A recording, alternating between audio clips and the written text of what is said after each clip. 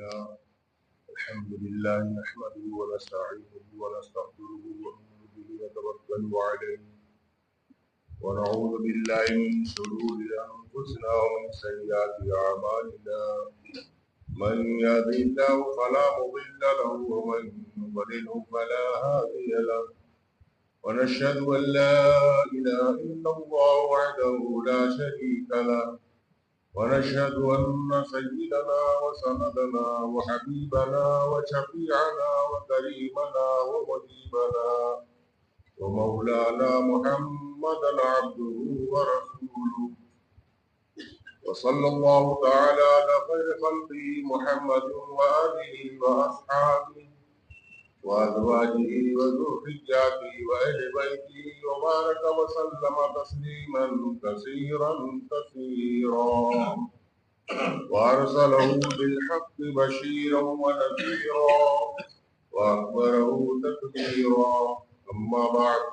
أعوذ بالله السميع العليم من وجه الكريم وسلطان القديم من الشيطان الرجيم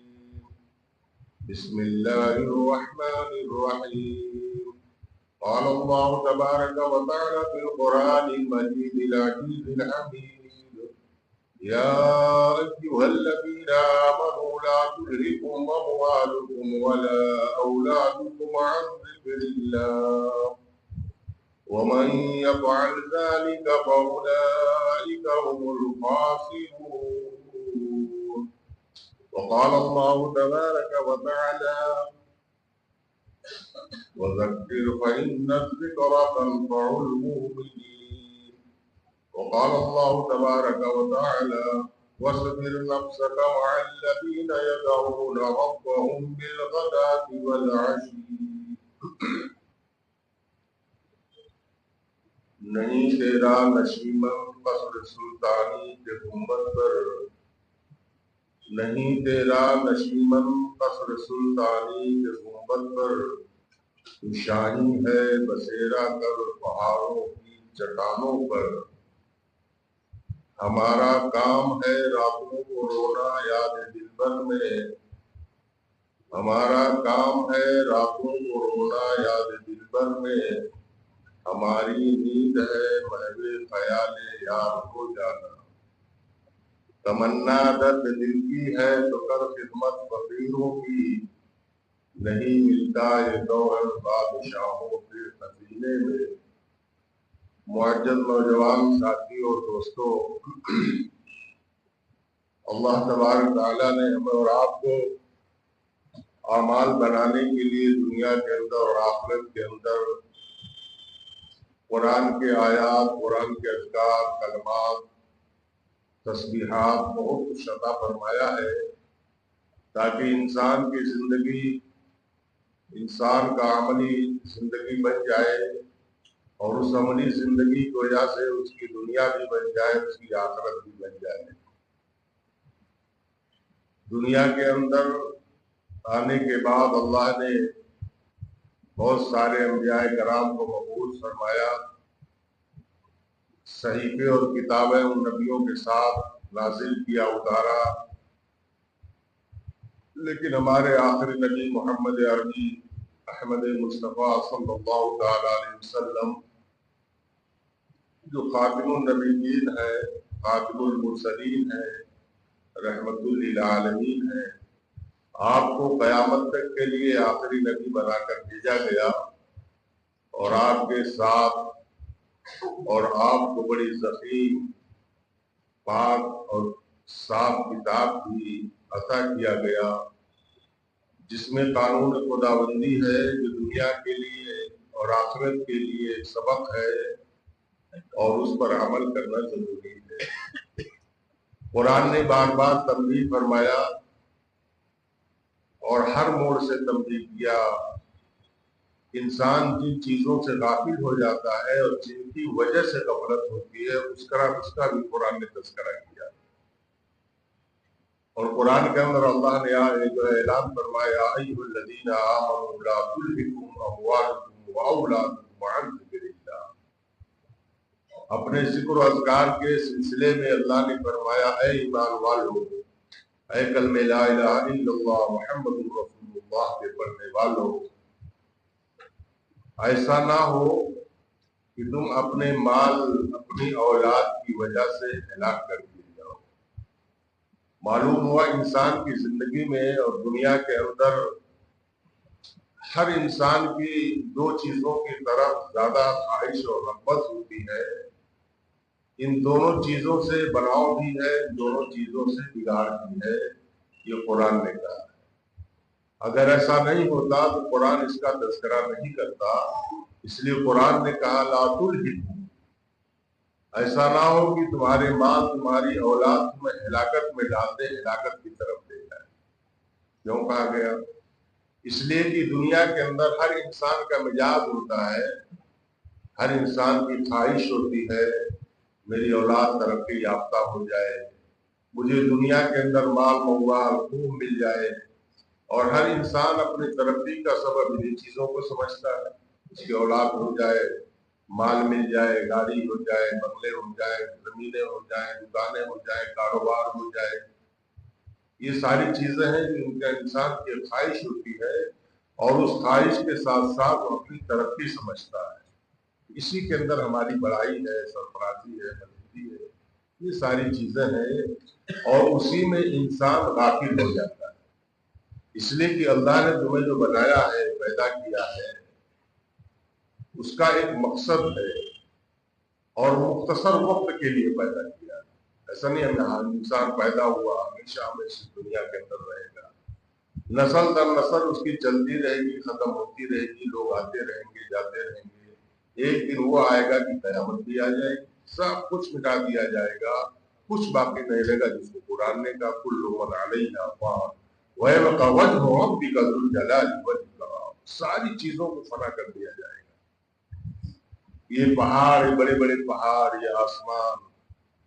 یہ زمین جو ہموار جس پر ہم چلتے ہیں، اس زمین کو بھی اتھل پتھل کر دیا جائے گا، یہ پہاڑوں کو توڑ دیا جائے گا۔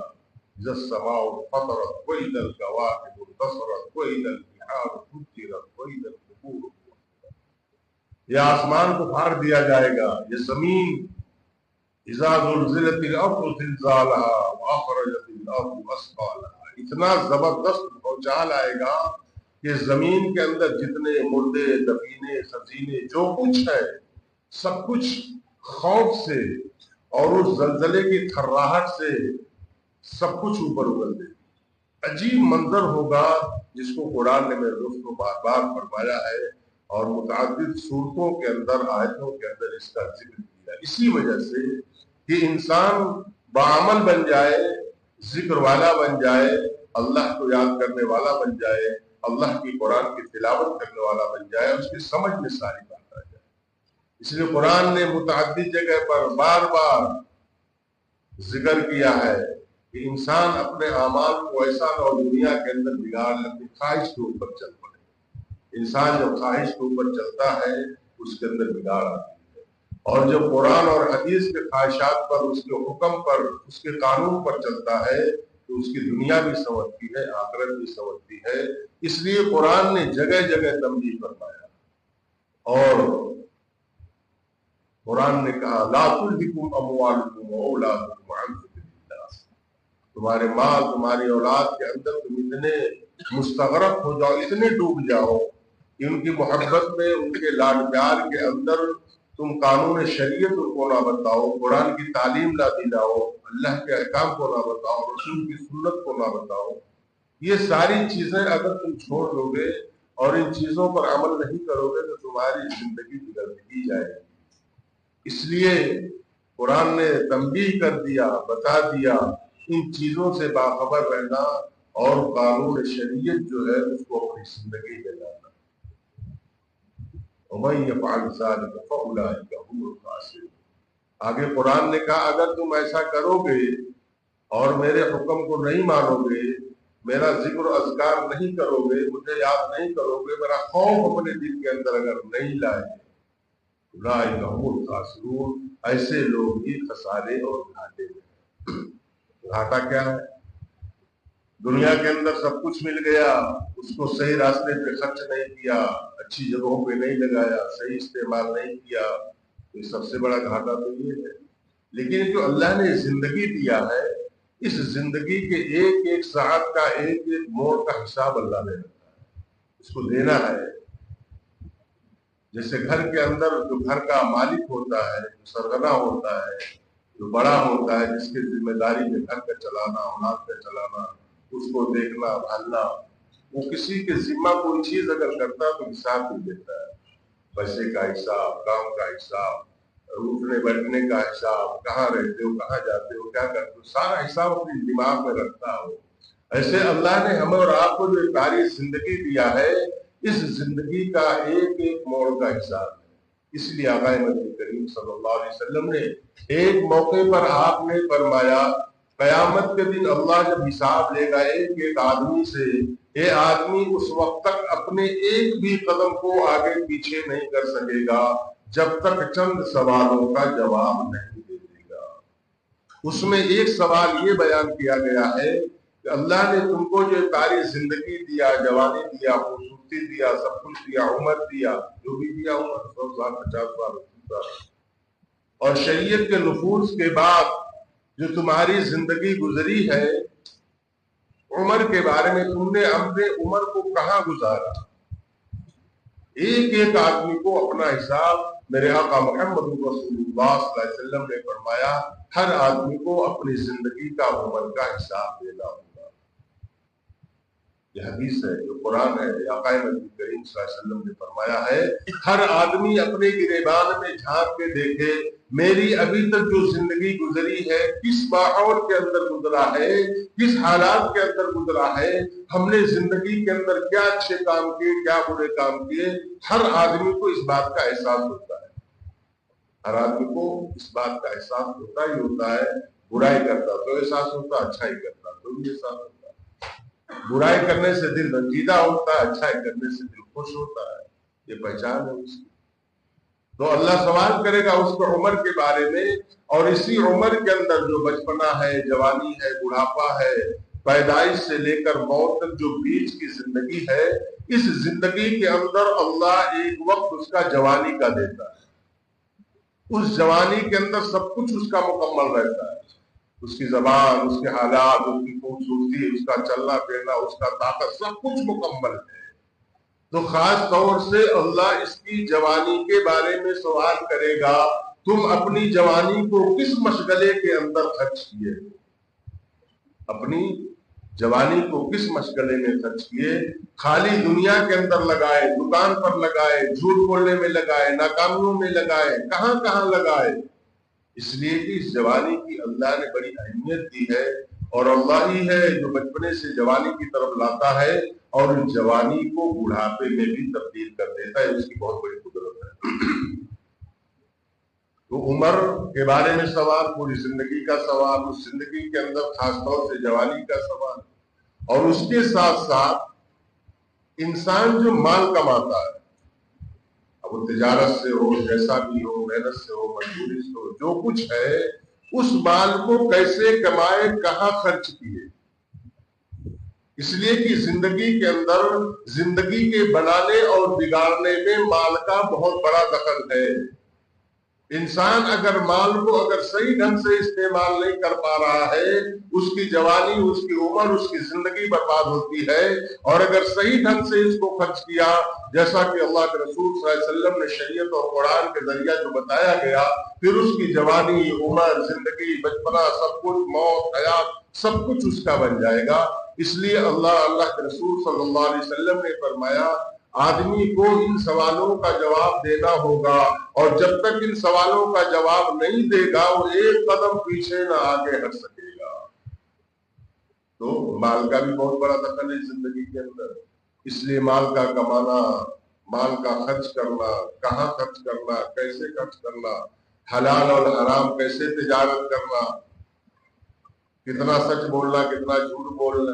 جھوٹ کی تو گنجائش ہی نہیں ہے، اسلام نے دیا ہے، لیکن سچ غائب ہے، جھوٹ حاوی ہے، اللہ کے احکام غائب ہے، اپنی خواہشات حاوی ہے۔ جوانی اور عمر کہاں گزر گیا ہم کو خبر نہیں ہے، اسی خواہشات کے اوپر جا رہے ہیں بھاگتے ہوئے۔ اور چوتھی چیز اللہ کے رسول صلی اللہ علیہ وسلم نے فرمایا، جو کچھ آپ نے سیکھا ہے دین کی بات ہے، جسے علم کہا جاتا ہے، قرآن کا علم، حدیث کا علم، پڑوسی کا، میرے دوستوں، اس کا علم، کیسے رہنا گھر کے اندر، بیوی بچوں کو کیسے پالنا، اس کا جو علم آپ نے سیکھا ہے،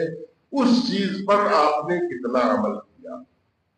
دوست کا دوست کے ساتھ کیا حق ہے، پڑوس کا پڑوس کے ساتھ کیا حق ہے،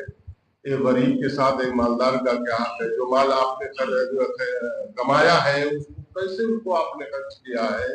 ان ساری چیزوں کا سوال ہوگا۔ اب آدمی غور و فکر کر لے، ہم نے اپنی زندگی میں ان ساری چیزوں پر، کون آدمی نہیں جانتا ہے نماز فرض ہے، پھر بھی ضروری ہے، کون نہیں جانتا ہے ہماری موت آنے والی ہے، اور موت ہر چیز کا وقت مقرر ہے، مگر اللہ نے موت کو ایسی چیز بنا جس کا کوئی وقت نہیں ہو، بچپنے میں آئے، جوانی میں آئے، بڑھاپے میں آئے، راستے میں آئے، مسجد میں آئے، گھر میں آئے، ہاسپٹل میں آئے، کہاں ہے کچھ خبر نہیں ہے۔ اس لیے کہا گیا جب موت تمہارے سامنے ہے پھر اپنی زندگی کہاں لگا رہے ہو۔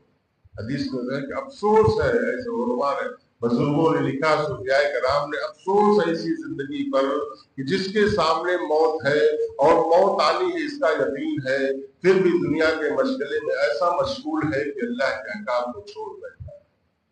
یہ ساری چیزیں ہیں میرے دوستوں، سمجھنے کی، بجھنے کی، اثر سننے کا مقصد یہ ساری چیزیں انسان اس کے اوپر عملی اپنی زندگی بنا ہے۔ ایک تو ہے زبان والا علم، ایک ہے دل والا علم۔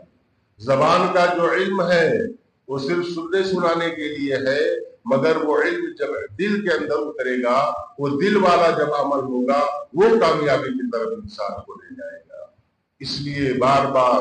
اللہ نے میرے دوستوں چھوٹے چھوٹے جو اذکار دیے، تسبیحات دیے، کلمات دیے، قرآن دیا، یہ ساری چیزیں انسانوں کی کامیابی کے لیے دیا ہے۔ آقا مدنی کریم صلی اللہ علیہ وسلم ایک مرتبہ آپ نے فرمایا کہ ایک بندہ جنت میں جائے گا، وہاں بھی اس کو قلب درد ہوگا، افسوس ہوگا جنت میں جانے کے بعد، جبکہ جنت تو اسی جگہ اللہ نے بنایا ہے جس کی بڑی تعریف کی ہے، جنت میں جانے والے کی تعریف، اس کے اوپر انعام، اس کے اوپر اکرام جو ہے، سب کچھ قرآن نے بیان فرمایا۔ اللہ نے قرآن کے اندر بیان فرمایا، ہم وازواجہم فی ظلال علی الارائک متکئون لهم فيها فاكهة ولهم ما يدعون سلام قولا من رب الرحیم۔ اس جنتی کے بارے میں اللہ فرماتا ہے وہ جنت میں جائے گا، اپنی بیویوں کے ساتھ مسیریوں پر تکیہ لگائے سائے کے اندر آرام کر رہا ہوگا۔ دنیا میں آدمی دے ڈھونڈتا نا بھائی، اچھے گھر ہو جائے، اچھے مکان ہو جائے، سونے کے لیے تکیہ گلاف ہو جائے، مسند لگ جائے، آدمی سمجھتا بڑا خوش خرم ہے، بڑا اچھے زندگی گزار رہا ہے۔ اسی کو قرآن نے کہا اس کی جوڑا یہاں بھی سلامت، وہاں بھی سلامت پہنچ جائے جنت کے اندر۔ اس کو قرآن نے کہا ہم ازواج فی ظلال علی الارائک متکئون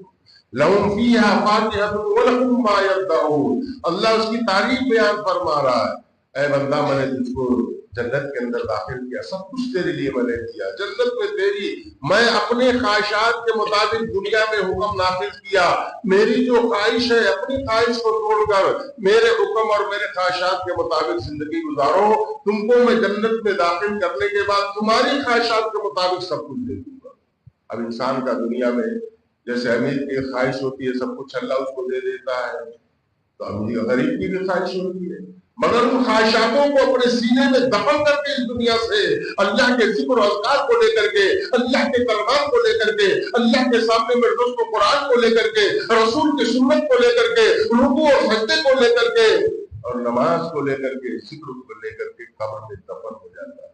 اللہ جب اس کو جنت میں ڈالے گا اور جنت میں جائے گا، وہاں بھی کہے گا ہمیں قلق ہے، درد ہے، تکلیف ہے، اچھا نہیں لگتا ہے، اسی پر قرآن کہے گا لهم فیہا فاکہۃ ولہم ما یدعون۔ انسان کی دنیا کے اندر جو خواہشات ہیں وہ ساری خواہشات انسان کو اللہ جنت کے اندر دے گا، جیسا پھل چاہیے وہ ملے گا، جیسا آرام چاہیے وہ ملے گا، جیسا پانی چاہیے وہ ملے گا، جو کچھ سوچے گا بغیر کیے دھرے سب کچھ اس کے سامنے حاضر ہوگا۔ اس سے بڑی بات یہ ہوگی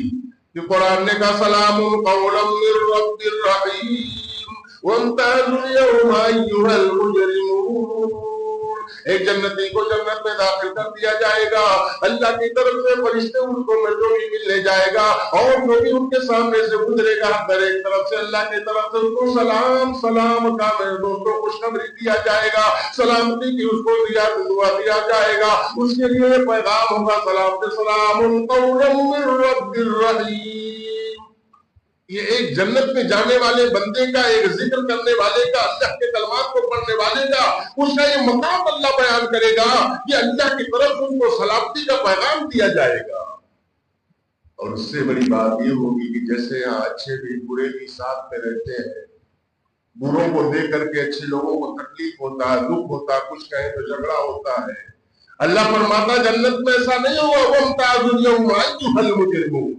ایسے مجرموں کو، گنہگاروں کو، نافرمانوں کو، اللہ کے رسول کام کرنے والوں کو، اللہ کے مخالفت کرنے والوں کو، اسلام سے دوری رکھنے والوں کو، کلمہ جن کے دلوں کے اندر نہیں ہے، کفر اور شرک میں اپنی زندگی گزارتے ہیں، اے جنت میں رہنے والا بندہ تجھ سے مجھ سے دور کر دوں گا تاکہ تیرے دل کو تکلیف نہ پہنچے۔ دوسری جگہ قرآن کہتا ہے اس جنتی کے بارے میں، اس ذکر اذکار کر کے میں دوستوں، جو دنیا کی پریشانیوں کو اٹھا کر اللہ نے جسے جنت عطا کیا ہے، جو اپنے قدر کا اظہار کر رہا ہے، جو اپنے دکھ کا اظہار کر رہا ہے، اس کے بارے میں دوسری جگہ قرآن کہتا ہے لا يسمعون فيها لغوا ولا تأثيما الا قيلا سلاما سلاما۔ اللہ فرمائے گا وہاں کوئی لغو بات نہیں سنو گے، کوئی بیکار کی بات نہیں سنو گے، کوئی گالی گلوچ نہیں سنو گے، دوسرے کی غیبت اور بے بغوئی کی کوئی بات نہیں سنو گے، بلکہ ہر طرف سے جب تمہارے کانوں میں آواز آئے گی تو پھر سلام سلام کی آواز آئے گی۔ یہ اللہ میرے دوستوں ایک ذکر کرنے والے بندے کا، اللہ کے احکام کو ماننے والے بندے کا، ایک قرآن کی تلاوت کرنے والے بندے کا انعام ہوگا، مگر وہ بندہ پھر بھی کہے گا اللہ مجھے خلق ہے اس چیز کا، اس دنیا کے اس گھڑی کا جس گھڑی کے اندر میں تجھے یاد نہیں کر سکا، جس گھڑی کے اندر، جس ساتھ کے اندر، جس وقت کے اندر میں تجھے یاد نہیں کر سکا، میری زبان ذکر سے خالی رہ گئی، وہ گھڑی کی میں دوست جو نکل گیا اس کا مجھے کل اس کا افسوس ہوگا۔ یہ ہے میرے دوستو انسانی زندگی جو اللہ نے دیا ہے، اور انسان کو قیامت تک کے لیے، جنت میں جانے تک کے لیے، قبر کا، حشر کا، اندر کا، باہر کا، اوپر کا، نیچے کا، ساری چیز قرآن نے بیان کیا، صرف اگر ضرورت ہے اپنی زندگی کو اس پر لگانے کی ضرورت ہے۔ میرے دوستو یہ غریبی آدمی ہے نہ سوچے اللہ مجھے ذلیل کیا ہے، صحابہ کرام کی زندگی کو اٹھا کر دیکھیے، کیا کیا حالات آئے، مگر دل کے اندر ایمان، کلمہ، ذکر، اذکار ایسا پیوست تھا کہ دنیا کی کوئی لالچ، کوئی طاقت، کوئی دولت ان کو ملا نہ سکی۔ جو مقام اللہ نے اعلان فرمایا تھا اس مقام پر پہنچ کے دکھایا، اور سارا کا سارا انعام اللہ نے انہیں عطا فرمایا۔ اس بات کے اندر آتا ہے میرے آقا محمد رسول اللہ صلی اللہ علیہ وسلم دولت قدے میں تشریف فرمائے، آپ دولت قدے میں ہیں، اللہ کی قرآن کا جبریل امین پیغام لے کر آتے ہیں۔ کیا پیغام لے کر آتے ہیں؟ وَاصْبِرْ نَفْسَكَ مَعَ الَّذِينَ يَدْعُونَ رَبَّهُمْ بِالْغَدَاةِ وَالْعَشِيِّ وَاصْبِرْ نَفْسَكَ مَعَ الَّذِينَ يَدْعُونَ رَبَّهُمْ بِالْغَدَاةِ وَالْعَشِيِّ۔ میرے آقا محمد رسول اللہ صلی اللہ علیہ وسلم تبلیغ سے، علم سے، ذکر سے، اذکار سے ساری چیزیں بتا کر کے آپ حجرے مبارک میں آپ تھوڑا آرام کرنے کے لیے جایا کرتے تھے، اور اسی دوران آپ حجرے مبارک میں موجود ہیں، اللہ کا پیغام آتا وَاصْبِرْ نَفْسَكَ مَعَ الَّذِينَ يَدْعُونَ رَبَّهُمْ بِالْغَدَاةِ وَالْعَشِيِّ۔